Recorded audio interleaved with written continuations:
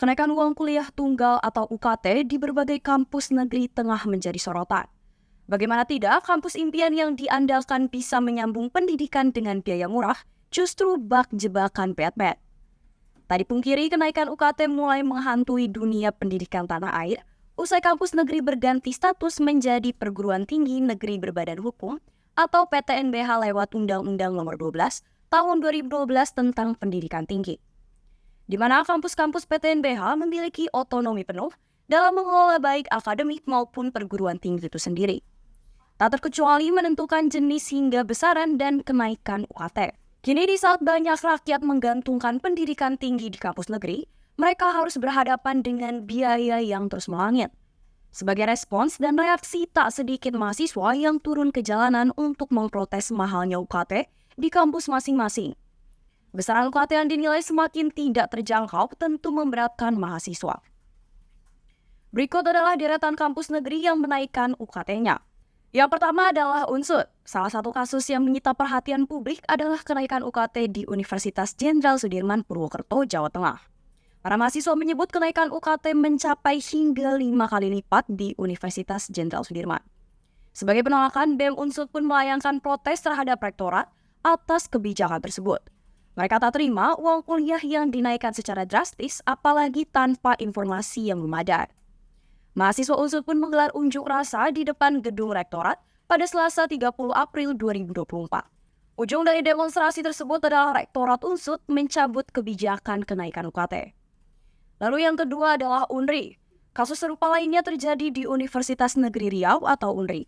Seorang mahasiswa bernama Khorik Anhar memprotes dengan satir kebijakan baru kampusnya yang menaikkan UKT dengan meletakkan jas alma mater di depan kampus layaknya berjualan pada 4 Maret 2024. Namun 2 pekan usai demonstrasi, dirinya, Khorik, menerima kabar bahwa dirinya telah dilaporkan ke kepolisian. Ironisnya, Khorik dilaporkan ke polisi oleh rektornya sendiri, Sri Indarti, atas dugaan pelanggaran Undang-Undang ITE. Atas pelaporan tersebut, Kaukus Indonesia untuk Kebebasan Akademik menyebut UNRI melanggar hak asasi manusia karena melaporkan mahasiswanya lantaran memprotes biaya UKT. Padahal kebebasan untuk berkumpul, berserikat, dan menyampaikan aspirasi dalam dunia pendidikan tinggi merupakan hak sivitas akademika. Kaukus juga mengimbau Komnas HAM dan Kemendikbudristek untuk menegur Sri. Selain itu, mereka berharap Kapolri Jenderal Listio Sigit Prabowo memerintahkan Kapolda Sumut untuk tidak memproses pengaduan tersebut. Selanjutnya, ada ratusan mahasiswa Universitas Sumatera Utara Medan memprotes kenaikan UKT 2024 yang lebih dari 100%. Para mahasiswa mendesak Rektor USU Murianto Amin untuk mundur dari jabatannya karena dinilai membuat kebijakan semena-mena. Ratusan mahasiswa dari sejumlah fakultas pun datang menyampaikan tuntutan mereka. Mereka menilai kenaikan UKT di USU tak dibarengi dengan perbaikan fasilitas di kampus negeri tersebut.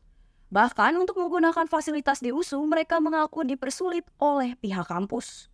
Aksi unjuk rasa mahasiswa pun diterima langsung oleh Wakil Rektor 1 Bidang Akademik Kemahasiswaan dan Kealumnian USU, Edi Iksan dan jajarannya. Ia menyebut kenaikan UKT USU tidak semata-mata dibuat oleh USU, namun mengacu pada keputusan Mendikbudristek tahun 2024.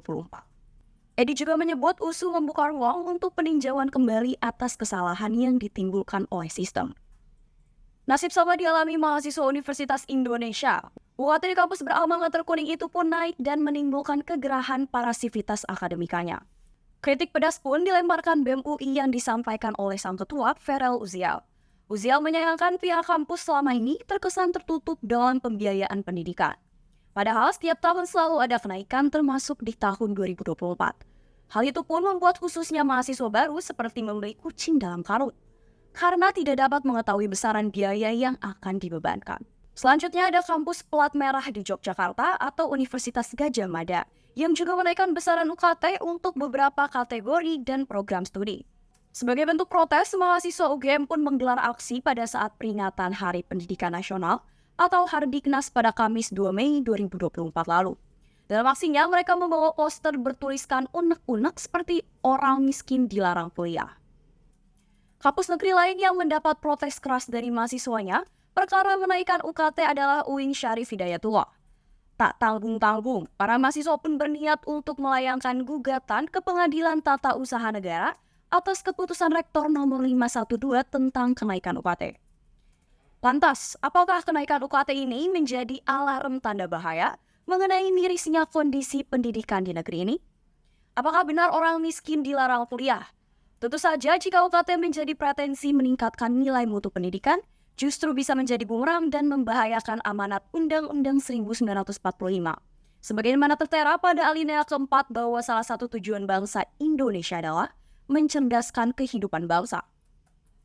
Simak berita selengkapnya hanya di okezone.com.